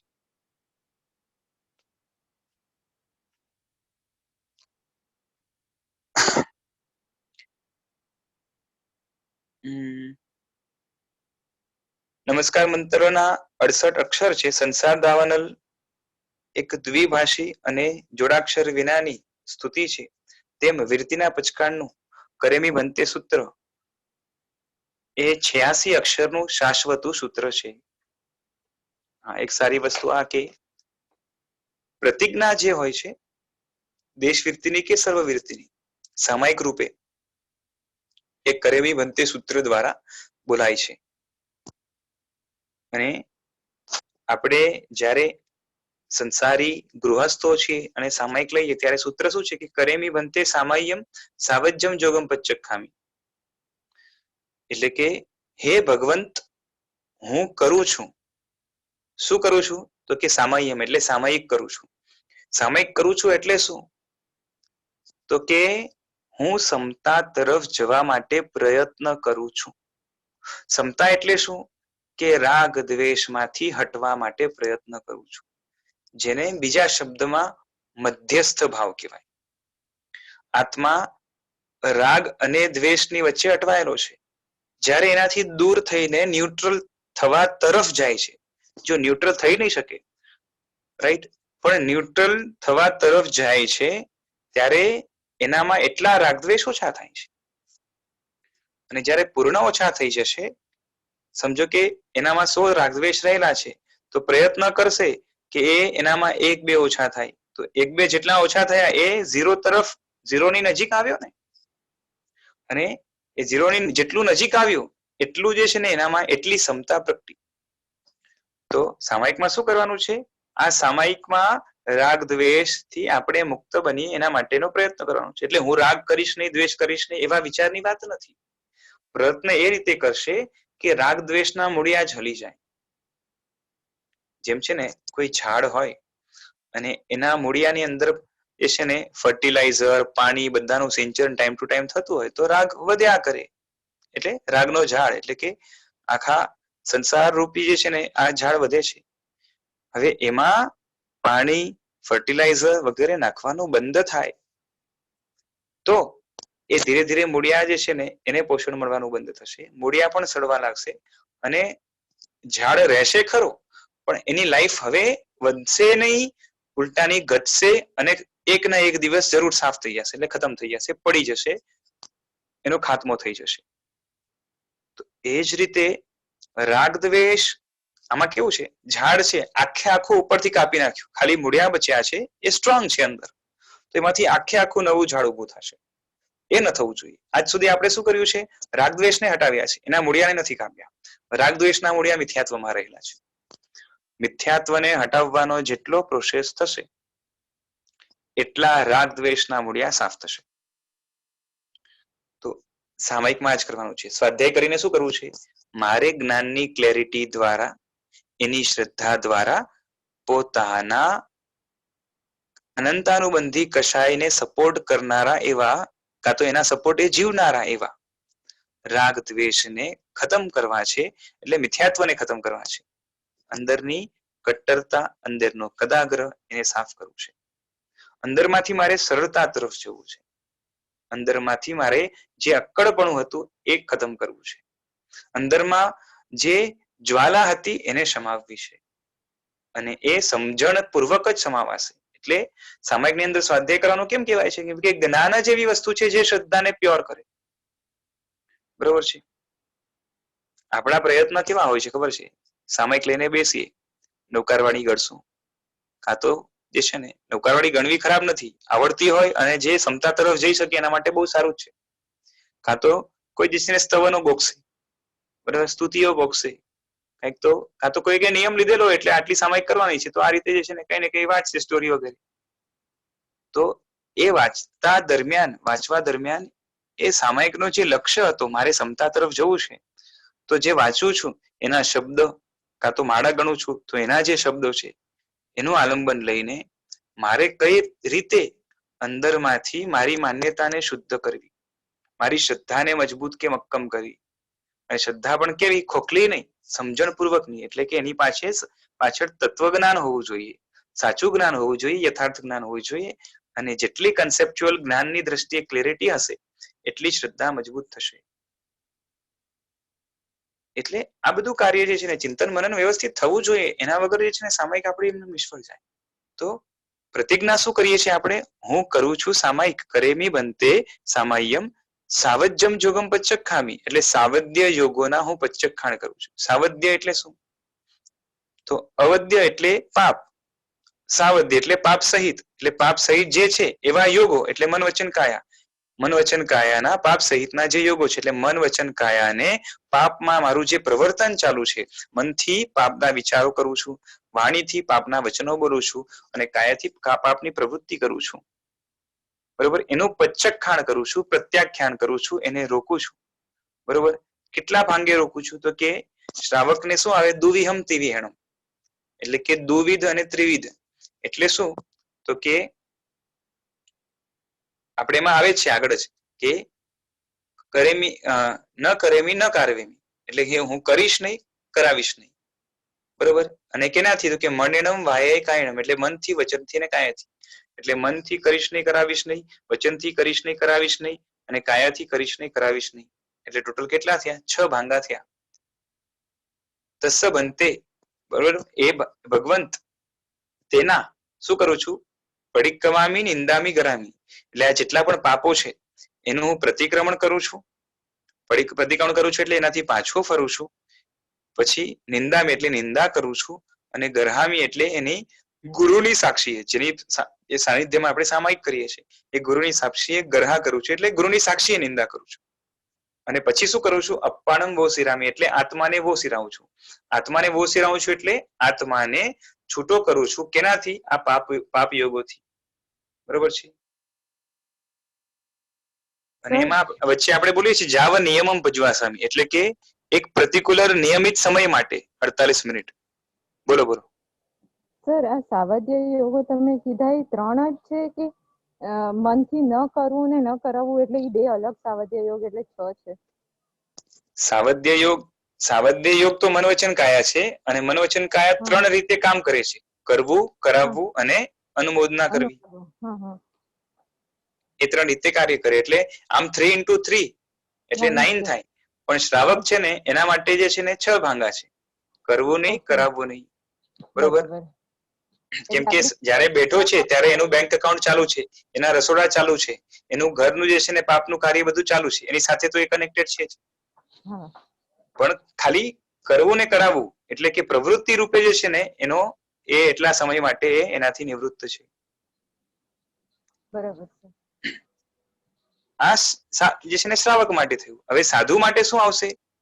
તો કે કરવું નહીં, કરાવવું નહીં ને કર્તાની અનુમોદના પણ ન કરવી મનથી, વચનથી ને કાયાથી. એટલે એમનો તેવીહમ તેવીહમ આવશે. બરોબર છે. તો આ રીતે એમનું પચકાણ ત્રિવિધ હોય, આપણું જે છે ને દ્વિવિધ ત્રિવિધ હોય. પણ સૂત્ર આ સેમ આવે. અને ભગવાન તીર્થંકર ભગવાન દીક્ષા લે તો કરેમી ભંતે શબ્દ ન બોલે. કારણ કે આપણે કોઈને કોઈની નિશ્રામાં સામાયિક કરીએ છીએ અને જેની નિશ્રા છે એને આપણે ભગવંત કહીએ છીએ.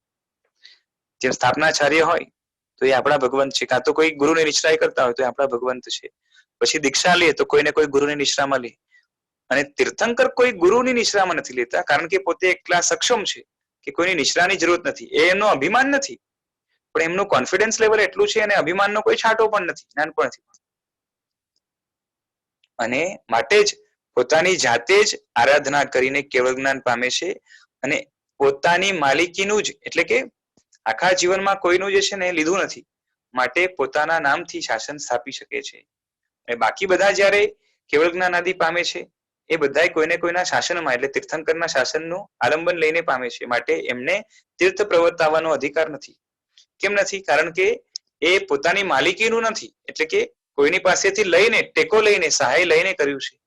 અને જયારે પરમાત્મા કેવા છે? સંયમ સંબુદ્ધાનમ, પોતે પોતાના બળથી બુદ્ધ થયા છે, એટલે કે કેવળ જ્ઞાન પામ્યા છે, સાધના કરી છે, કોઈનો સહારો લીધો નથી. તો આ રીતે આ એટલે કરેમી વંતે સૂત્ર છે ને આ શાશ્વત સૂત્ર છે. જેમ નવકાર કેવી રીતે શાશ્વત છે એ રીતે કરેમી વંતે સૂત્ર પણ છે એ શાશ્વતું સૂત્ર છે. અને એ કેટલા અક્ષરોનું છે? જેમ 68 અક્ષર નવકારમાં છે એમ આના જે છે ને 86 અક્ષર છે.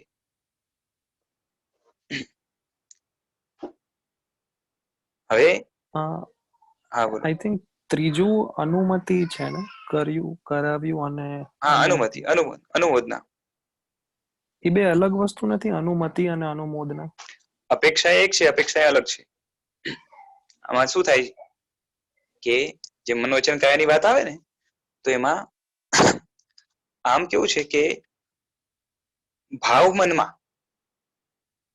ભાવમનમાં જ્યારે પાપનો ટેકો રહેલો છે, એક પક્ષ રહેલો છે, જેથી એ એટલે એના સંબંધી રાગ વગેરે રહેલું છે થોડુંક પણ જે પણ હશે, બરોબર, એક અનુમોદનાનો ભાવ છે. અને એ જ્યારે વચનને કાયામાં આવે છે, બરોબર, તો એને અનુમતિ કહેવાય છે. આપણે કોઈને ઈશારો કર્યો પાપ માટે, કાં તો બોલ્યા કે જે આ રીતે જે છે ને એ કરવા જેવું છે કે, તો એ અનુમોદનામાં છે ને એક એક્સ્ટ્રા પાવર ભળે છે એમાં, ત્યારે અનુમતિ થાય છે. બાકી અપેક્ષા એક જ છે. એનો મૂળ ભાવ છે અનુમતિ જે છે ને અનુમોદનાનો છે.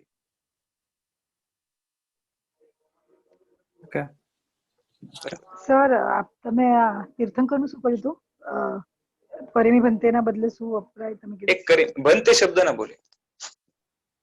અચ્છા, હા, આપણે કહીએ ને કે હું કરું છું હે ભગવંત, બરોબર. તો એ કોઈની જે છે ને નિશ્રામ નથી કરતા, એટલે કે એ પોતે જાતે જે છે ને પચકાણ લે છે. કરેમી સામાયમ સાવજ્યમ જોગમ પચખાની.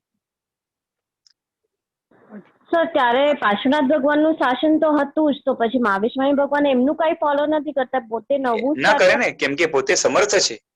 સહારાની જરૂરત કેને પડે? જ્યારે સમજો કે તમારો પગ ન ચાલતો હોય તો લાકડીની જરૂરત પડે, પણ એ બે પગ ચાલે છે તો લાકડીનું કામ નથી. એ જ રીતે પોતે આખી સાધના જાતે કરવા માટે સમર્થ છે. માટે ભગવાન પાર્શ્વનાથ ભગવાનનું શાસન હાજર હોવા છતાં પણ એનું આલંબન ક્યારેય લેતા નથી. અને એમના સાધુઓ જે છે ને એ એમને મળે તો એમને વંદન કરવાનું પણ એમને કામ નથી. પોતે ગુણ પ્રાપ્તિ માટે જે છે ને કોઈનો ટેકો લે એવા તીર્થંકર ક્યારેય હોતા નથી.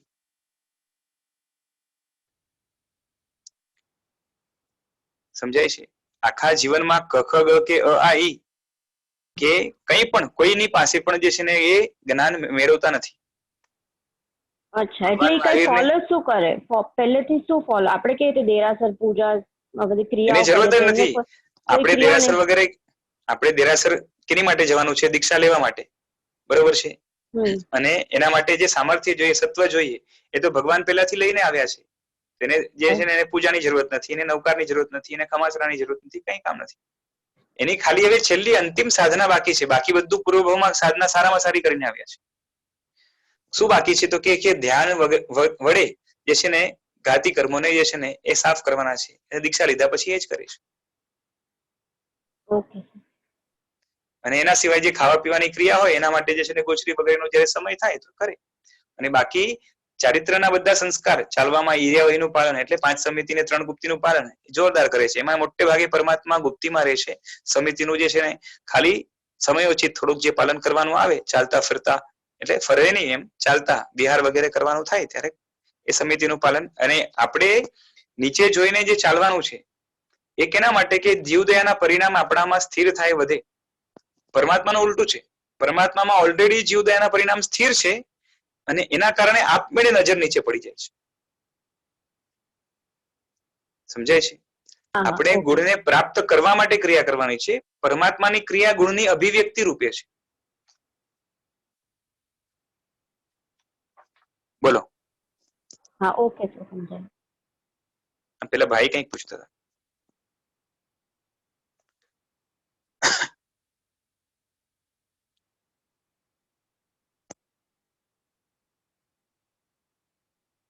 ચાલો, ઠીક છે. તો આ થયું. હવે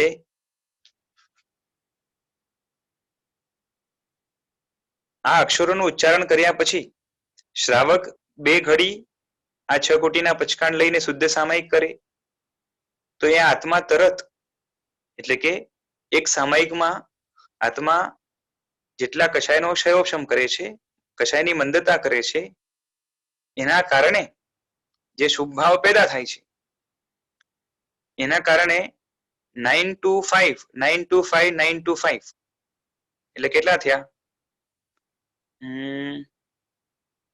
25,000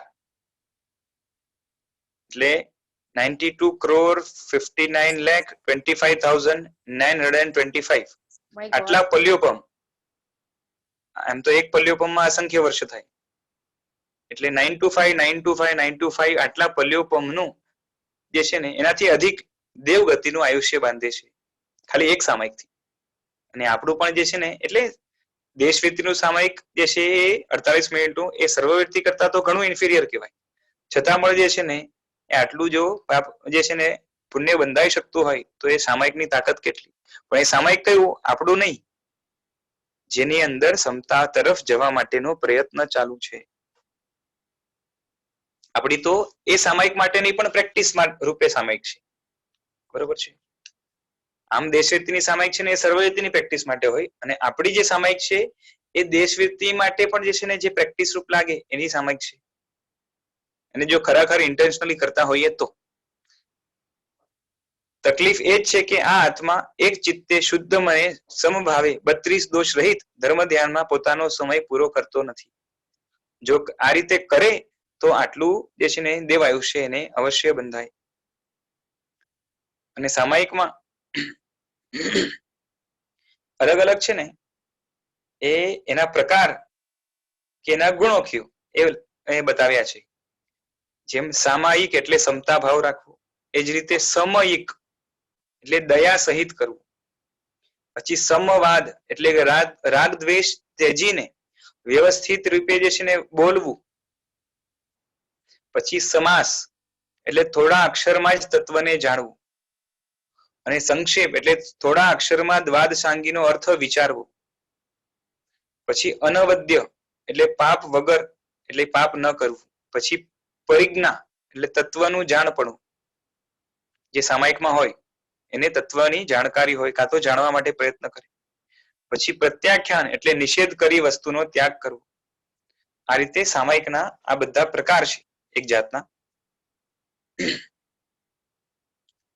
તો આ રીતે અલગ અલગ રીતે જે છે ને ભેદો હોય છે. આપણે 70 ભેદ પેલા જોયા હતા, બીજા 17 ભેદ છે 17 એ ગઈકાલે બીજલબેન બોલી ગયા. તો આ રીતે જુદા જુદા પ્રકારે જે છે ને સામાયિકનું વર્ણન મળે છે. સર, હા બોલો. આપણે પહેલા વાત કરી કે જો આપણને ધર્મ પર શ્રદ્ધા આવે તો નેચરલી વાત છે કે અભિમાન પણ એક આવી જાય કે આપણને આવો ધર્મ મળ્યો તો તેનું અભિમાન. હા, પણ તેમાં કટ્ટરતા ન હોવી જોઈએ. તો આ આપણે જે કહીએ કે અભિમાન અને કટ્ટરતા એ બેનો ફરક ક્યાં લાઈન ડ્રો થાય? એક જે છે ને અભિમાન એટલે શું છે, એક ગૌરવ હોય ને, એટલે એમાં મેં એની પહેલા પણ એકવાર ડિફરન્સ બતાવ્યું હતું કે સામાન્યથી એ નોર્મલ જે માન છે જેને આપણે કશાય કહીએ છીએ, ખરાબ કહીએ છીએ, અને અહીંયા જે ગૌરવ રૂપે અભિમાન છે. તો ગૌરવ રૂપે અભિમાનમાં શું છે કે હું કેટલો હીન કે પાપી છું, મારા જેવાને આટલું બધું મળ્યું, આવો દેવ, આવા ગુરુ, આવો ધર્મ, આ બધું મળ્યું, કેવો સૌભાગ્યવાન છું. જ્યારે આવા વિચાર હોય છે તો પોતાને હીન ગણાય છે, એમાં માન કશાય જે છે ને દબાય છે, અને મને મળ્યું એનો ગૌરવ. તો એમાં છે ને પોતાને હીન કરીને એટલે પોતાને નમ્ર બનાવીને જે મળ્યું એ ખરેખર જે છે ને ગુણવાળું છે, અને એના તરફનું એક સરેન્ડર છે. જ્યારે અભિમાન હોય ને જે કટ્ટરતા તરફ લઈ જાય, તો એમાં શું છે ખબર છે, મારો ધર્મ મહાન છે, મારો ગ્રેટ છે, આનાથી જ તરાય છે, કાં તો આનાથી જ જે છે ને બધું મળે છે, બાકી બધા ખોટા છે. તો એનાથી નમ્રતા વધતી નથી, પોતાની અંદર અક્કડતા વધે છે. સમજાય છે? જે મિથ્યાત્વ હતું ને, કયું હતું ભૂલાઈ ગયું, આભિગ્રહિક. તો એની અંદર આવા પ્રકારનું જે છે ને ફેનેટિઝમ હોય છે, અને એના કારણે તત્વથી તો એ વંચિત રહે છે. જેમ આપણે અહીંયા પણ મોટા ભાગના શું છે કે આપણો ધર્મ જ સાચો છે, આપણા ધર્મમાં જ બધું બતાવ્યું છે, આપણા ધર્મમાં જ સારામાં સારું છે, બીજા ધર્મવાળા પણ છે ને આપણા પાસેથી જ બધું લીધું છે, અને જે છે ને શું કહેવાય કે આજનું સાયન્સ પણ છે એને બધું માને છે, આપણો ધર્મ જ. આ રીતે જે છે ને એ માનીને છે ને પોતાને, જો આ બધી વસ્તુઓ છે ને એમાં ઘણું બધું તથ્ય છે, સાચું પણ છે, પણ એને એ કયા સેન્સમાં લે છે એના ઉપર છે. પોતાને ખાલી મહાન બતાવવાને, પોતાનો જે છે ને ધર્મ મહાન છે એ બતાવવા માટે જે છે ને એ ખાલી કરતો હોય, અને પોતાના આત્માની કોઈ ચિંતા ન હોય, તો સમજી જવાનું કે છે ને કઈ ને કઈ લોચો છે.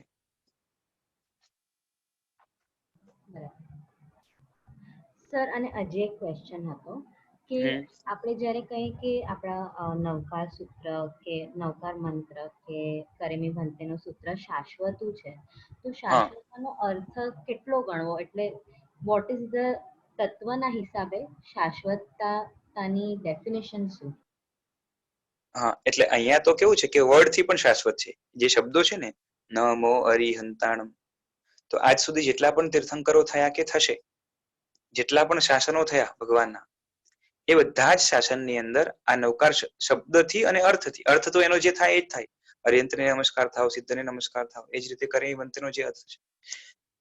આમ તો વિસ્તારથી અર્થ કરવા જાવ તો જે છે ને ચોપડાના ચોપડા ભરાય એટલું હમણાં પણ સાહિત્ય અવેલેબલ છે.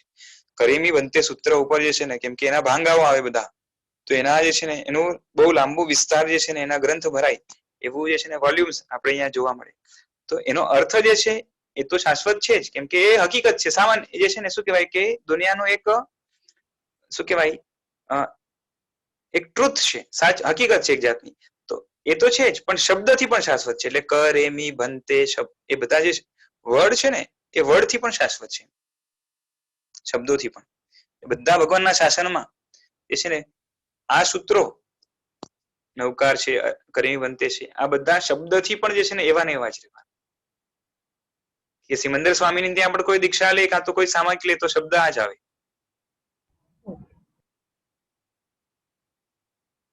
ગુરુજી એનો અર્થ શું કહેવાય? કરેમી બનતે એટલે શબ્દથી શાશ્વત, એટલે ઈ શબ્દમાં અક્ષરમાં કઈ વધારે વિશેષતા એ રીતે?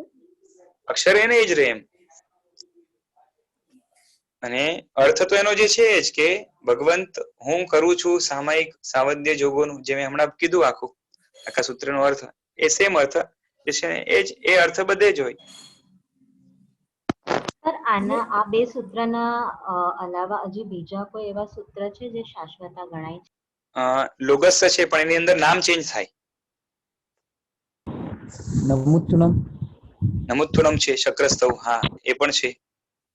4 થયા ને, હજી 2 છે કોઈ, લગભગ ઇરિયાવહી, કદાચ, મને ધ્યાન નથી એકદમ. જયવીરાય? ના, જયવીરાય નથી.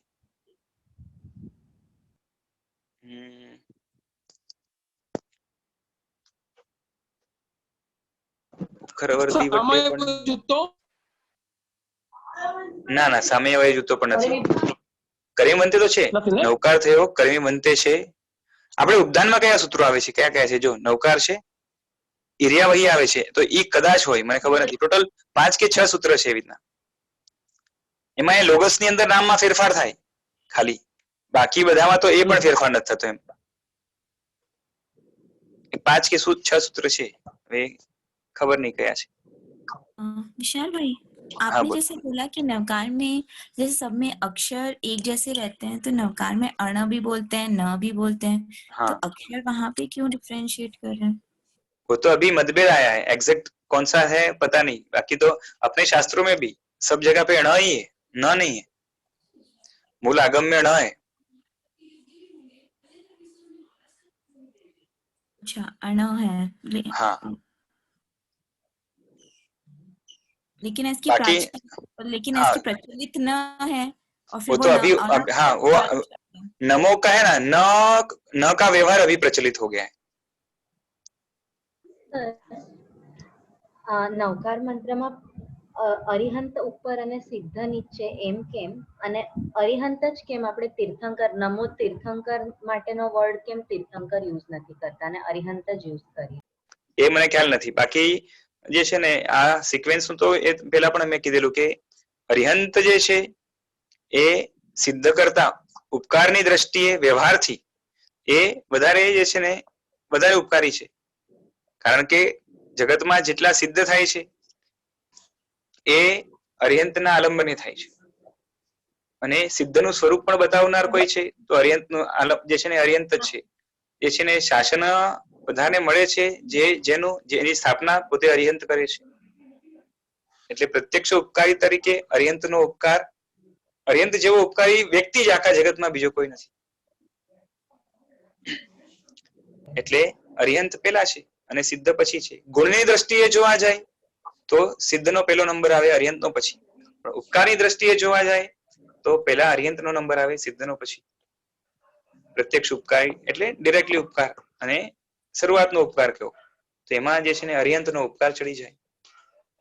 અને ક્યારે પણ આ સૂત્ર જે છે એ શાસનનું અંગ છે, એટલે કે એક જાતનો વ્યવહાર છે, અને વ્યવહારમાં ક્યારે પણ જે છે ને ગુણ અને ઉપકાર બે સાથે આવે ત્યારે ઉપકારને પ્રધાનતા આપવામાં આવે છે.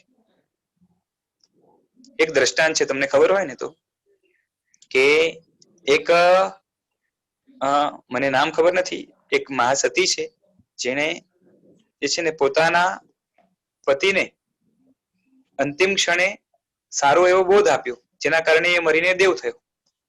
અને એકવાર શું થયું કે એ દેવ કોઈક સભામાં, એટલે કે કોઈક વ્યાખ્યાનની સભામાં, જ્યાં કેવલી ભગવંત બિરાજમાન છે, કેવલી ભગવંત વ્યાખ્યાન આપી રહ્યા છે, અને એ સભામાં એની પત્ની બેઠેલી છે, તો પત્નીને આવીને પેલા નમસ્કાર કરે છે. તો બધાને થાય છે કે આ કેવો અવિવેકી છે. તો કેવલી ભગવંત કહે છે કે બરોબર છે, કારણ કે આના ઉપર પ્રત્યક્ષ ઉપકાર વધારે છે, કારણ કે એને દેવ બનાવનાર, બોધ આપનાર, સમાધિ આપનાર આ હતી, એટલે પેલા નમસ્કાર આને કરે એ યોગ્ય છે. અને આમ પણ સામાન્યથી પણ જે છે ને આપણા ઘરના જે વડીલો હોય અને આપણા પડોશમાં બીજા રહેતા હોય, તો પડોશના લોકો કદાચ આપણા વડીલો કરતા વધારે ગુણિયલ હોય, છતાં પણ નમસ્કાર આપણે પેલા આપણા વડીલોને કરીએ અને પછી કદાચ બીજાને કરીએ, કારણ કે આપણા ઉપર સીધો ઉપકાર તો આમનો જ છે વધારે. એટલે ઉપકાર પેલા આવે વ્યવહારમાં.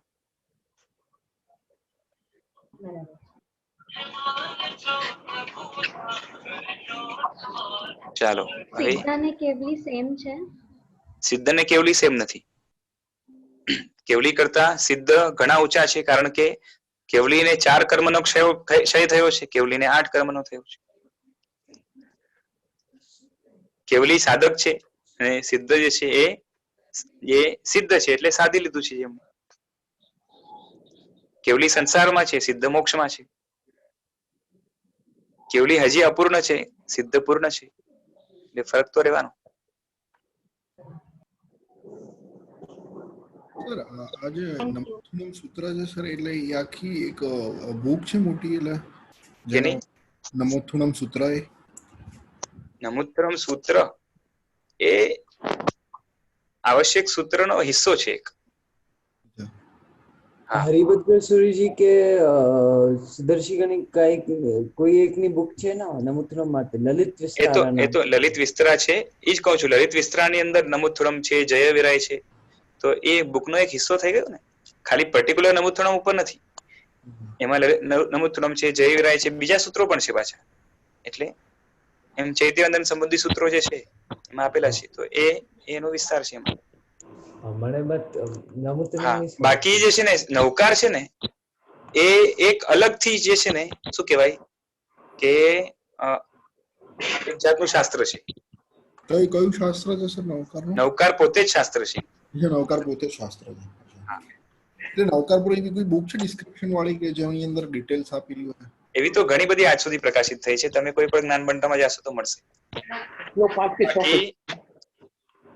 બાકી જૂનું હતું એ બધું ચાલ્યું ગયું. આપણા હાથમાં જે છે ને નવકાર ઉપર વિસ્તૃત વર્ણનો વાળા જે છે ને એ બધા કાં તો ગ્રંથો હશે, કાં તો જે છે મૌખિક ચાલ્યું આવતું હશે, એ બધું ગયું છે.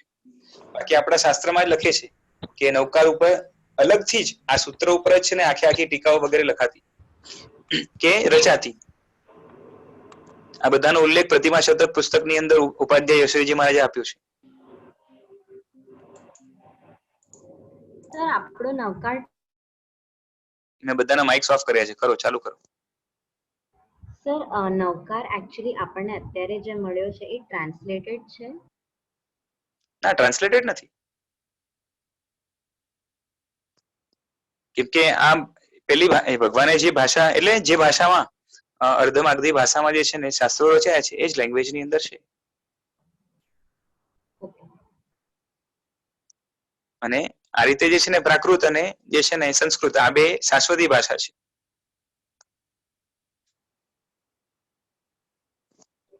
અર્ધમાગધી શાશ્વતી છે? હા, એટલે આજે પ્રાકૃત જે આપણે બોલીએ છીએ ને અર્ધમાગધી એટલે આ પ્રાકૃત ભાષા છે.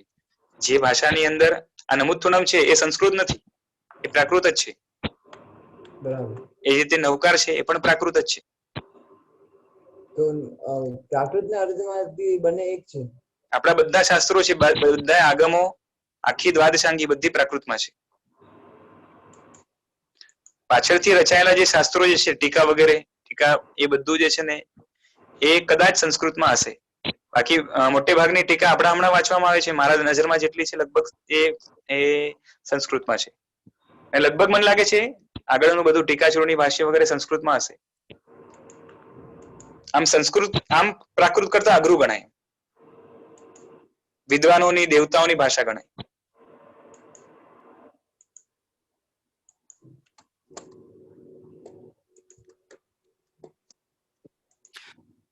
વિશાલભાઈ, એક નવકાર માટે પ્રશ્ન હતો કે છેલ્લા 4 લાઈન હોય એને ચુલિકા કહેવાય ને, તો એ પણ શાશ્વત છે? હા, એ પણ શાશ્વત છે. એ મળીને જ છે ને આખો, એટલે નવકાર માટે શબ્દ શું છે ખબર છે? પંચમંગલ મહાશ્રુત સ્કંદ. આખા સૂત્ર માટે. આના માટેની થોડીક ચર્ચા હું કહું છું ને કે આ પ્રતિમા શતક ગ્રંથની અંદર કરેલી છે. એમાં સ્ટાર્ટિંગમાં ક્યાંક છે, કેમ કે શું છે પ્રતિમા શતક નામ જોવા જઈએ તો જે છે ને એ લુમ્પાગ છે, એટલે આપણે શું કહેવાય સ્થાનકવાસી. તો એમના જે મતો છે એના ખંડન માટે જે છે ને આખો ગ્રંથ રચાયો છે. તો એમની જે માન્યતા છે, જેમ સ્થાનકવાસીમાં 5 પદ મનાય છે, આગળના નથી મનાતા. વિશાલભાઈ, હા બોલો. ભાઈ નું છે ને સ્પીકર ઓન છે. હા, હું અહીંયાથી ઓફ કરી દઉં છું. ઓફ નથી કરતા પ્રશ્ન. હા ખરી દીધું. ચલો, તમે પ્રશ્ન પૂછ્યા છે ને ઓફ કરી દેજો, એટલે તમારા બેકગ્રાઉન્ડમાં જે પણ અવાજ થતો હોય ને બીજાને ડિસ્ટર્બ ન કરે. એટલે હવે સ્થાનકવાસીમાં જે મતો છે ને એના અમુક ખંડનો એમાં કરેલા છે, એટલે સ્ટાર્ટિંગમાં એમાં આપ્યું છે નામ સ્થાપના દ્રવ્ય ભાવ ભગવાનના જેટલા પણ નિક્ષેપાઓ છે એ ક્યારે ગણા, કેવી રીતના ગણાય, પછી એની ઇક્વલ પ્રભાવકતા કઈ રીતે છે એ પણ આપ્યું છે. ઇવન આ નૌકાર વિશે પણ આપ્યું છે. તો એ બધું છે.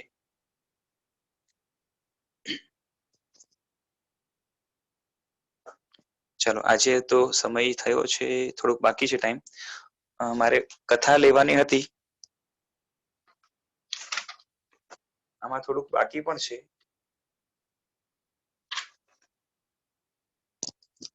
આજે થોડોક ટાઈમ છે, કથા પૂરી કરી દઉં. પછી કંઈક બાકી હશે ને તો આપણે કંઈક આવતીકાલે લેશું. થોડું ઘણું છે. અને એના પછી આપણે જે નેક્સ્ટ પદ છે બ્રહ્મચર્ય પદ, એના ઉપર થોડુંક આપણે જે છે ને વિશ્લેષણ કરવું છે, તો એ પણ આપણે જોઈશું. તો આજે આપણે સ્ટોરી સ્ટાર્ટ કરીએ છીએ અહીંયા ચારિત્ર પદ વિશે. 11મું પદ ચારિત્ર પદ. એની આરાધના કરનાર અરુણદેવ, એની કથા છે, हिंदी अंदर છે. इस वर क्षेत्र में मणि मंदिर नामक नगर में राजा मणिशेखर का पुत्र अरुणदेव था. એટલે કે રાજાનો દીકરો છે,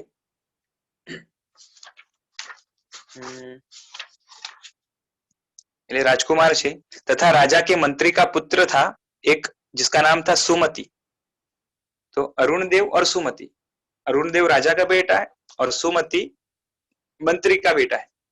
दोनों में प्रगाढ़ मैत्री थी, यानी दोनों मित्र थे, अच्छे फ्रेंड्स थे. एक दिन प्रातः काल में यानी सुबह दोनों बाग में घूमने के लिए चले गए. शीतल पवन और खिले हुए फूलों को देखकर उन दोनों का हृदय भी खिल उठा. उसी समय राजकुमार अरुण ने एक वृक्ष पर झूला झूलती हुई एक कन्या देखी. कन्या की सुंदरता से राजकुमार आकर्षित हुआ. इतने में ही एक विद्याधर अरुण और सुमति दोनों को वहां से उठाकर किसी भयंकर जंगल में ले गया. वहां राजकुमार तथा विद्याधर का भयंकर युद्ध हुआ. राजकुमार ने तलवार के प्रहार से विद्याधर को घायल करके पृथ्वी पर गिरा दिया. उसकी चिल्लाहट को सुनकर उसका भाई विद्याधर असनवेग अचानक आकाश से उतरा. अपने भाई की ऐसी दशा देखकर उसने अरुण तथा सुमति दोनों को आकाश में उठाकर फेंक दिया. वे दोनों आकाश से नीचे गिरकर एक अंधे कुएं में गिर पड़े. वहां पुण्यवश सीढ़ियां मिल गई. उससे बाहर निकले और देश परदेश देखने की इच्छा से आगे बढ़े. संसार भी एक अद्भुत बाजीगर का अखाड़ा है. यहाँ प्रत्येक क्षण अद्भुत दृश्य देखने को मिलते हैं.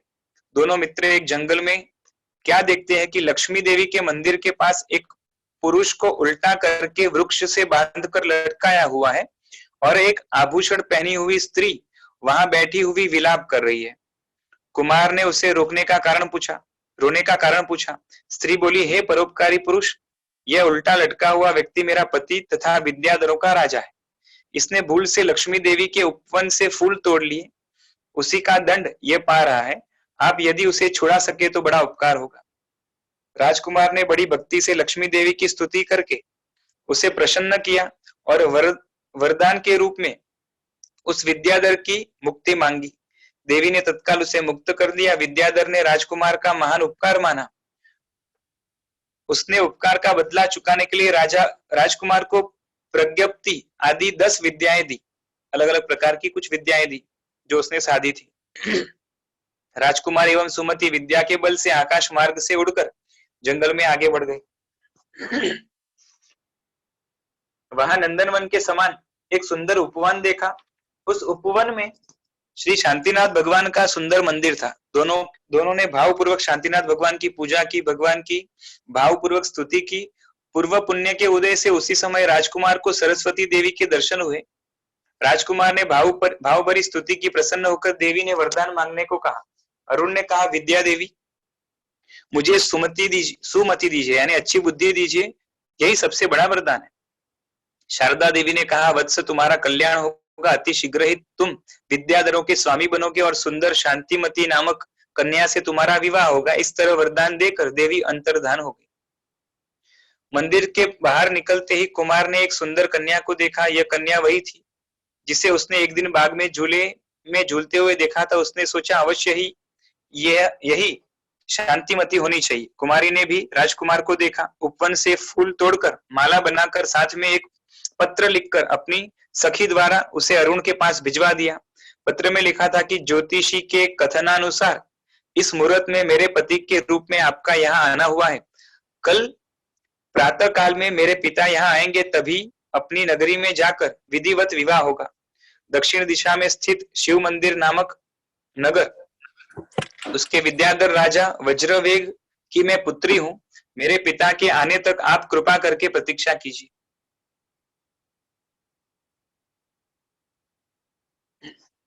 पुण्य के प्रभाव से संसार में सर्वत्र कार्य सिद्धि होती है और यश प्राप्त होता है। दूसरे दिन वज्रवेग विद्याधर आया और अरुण देव की शांतिमती से विधिवत पाणी ग्रहण यानी कि शादी हुई।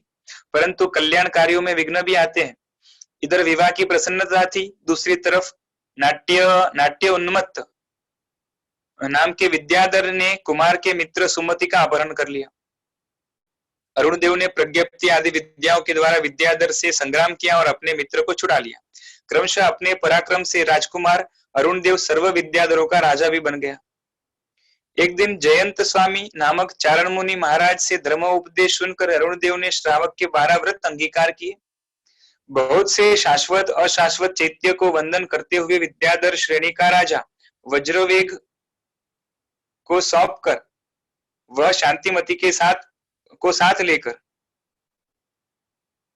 मतलब विद्याधर की श्रेणी का जो राज्य था वो वज्रवेग को सौंप दिया उसने और शांतिमती को साथ लेकर आकाश मार्ग से अपनी नगरी मणि मंदिर में गया।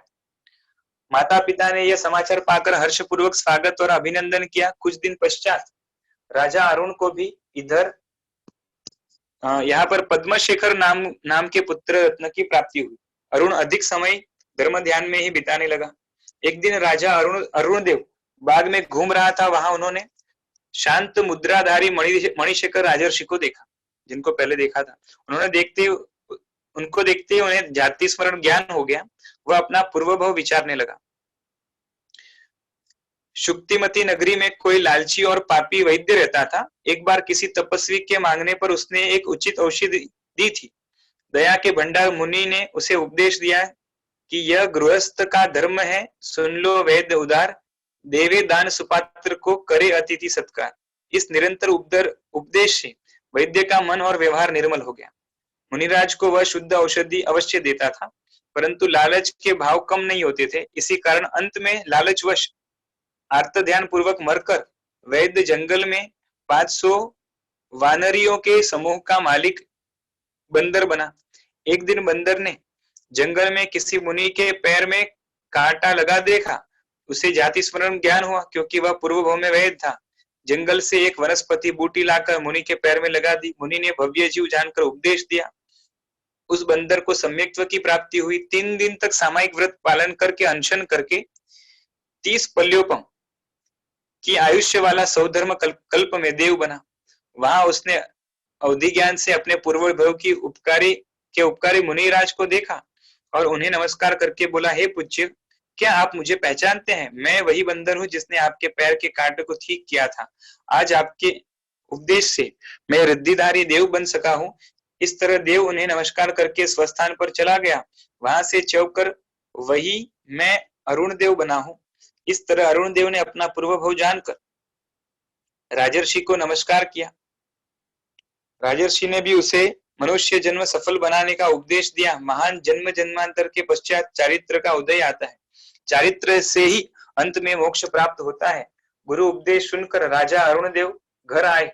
राज्यभार पद्मशेखर को यानी बेटे को सौंप कर 8 दिन तक जिन मंदिर में महोत्सव पूर्वक उन्होंने श्री प्रभाचार्य गुरु से चारित्र धारण किया, क्रमशः 12 अंगों का अध्ययन किया, अतिचार रहित चारित्र पालन करके कर्म का नाश करने लगे। एक दिन गुरुमुख से 20 स्थानक तप का महात्म्य सुना, उसमें भी विशेष करके आवश्यक पद यानी ये चारित्र की क्रिया है, यानी जो चारित्र होता है आवश्यक, यानी इसमें एक्चुअली सब कुछ आ जाता है, सामयिक 24 सप्ताह, वंदन, कायोत्सर्ग, बचकान, सामयिक 24 सप्ताह, वंदन, प्रतिक्रमण, कायोत्सर्ग और बचकान। तो ये सब की महिमा सुनी। जो कोई सामयिक आदि आवश्यकों का शुद्ध उपयोग से आराधन करता है वह तीर्थंकर नाम कर्म उपार्जन करता है। अरुण देव मुनि ने तभी से प्रमाद रहित होकर प्रतिक्रमण आदि आवश्यकों को शुद्ध उपयोग पूर्वक पालना प्रारंभ किया और तीर्थंकर नाम कर्म उपार्जन किया। मुनि की सच्चाई की परीक्षा लेने के लिए लक्ष्मी देवी ने 6 महीने तक उपसर्ग की, परंतु अरुण गुरु निश्चल रहे। अंत में लक्ष्मी देवी साक्षात प्रकट हुई और मुनि से क्षमा मांगी। इस तरह राजर्षि अरुण देव शुद्ध चारित्र पालने लगे। अंत में अनशन करके 12वें देवलोक में महान संपदा वाली देव बने। भविष्य में महाविद्य क्षेत्र में तीर्थंकर बनकर अजरामर सुख प्राप्त करेंगे। तो यहाँ पर ये चारित्र पद से संबंधित कथा समाप्त होती है। आगे की कुछ प्रश्नोत्तरी वगैरह रहेगी या कुछ चारित्र के बारे में अधिक विश्लेषण रहेगा तो वो हम कल देखेंगे। ગુરુજી આજે જે ઓલા સામાયિકના તમે અર્થ કીધા ને અલગ અલગ સામાયિક સામાયિક ને એ નોટિફિકેશનમાં નાખજો ને। હા ભલે ભલે, ઓકે, ધન્યવાદ। આજે અહીંયા રાખીએ છીએ। જે નાગરાવૃત કંઈ બોલાયો તો મિચ્છામિ દુક્કડમ। પ્રણામ। પ્રણામ।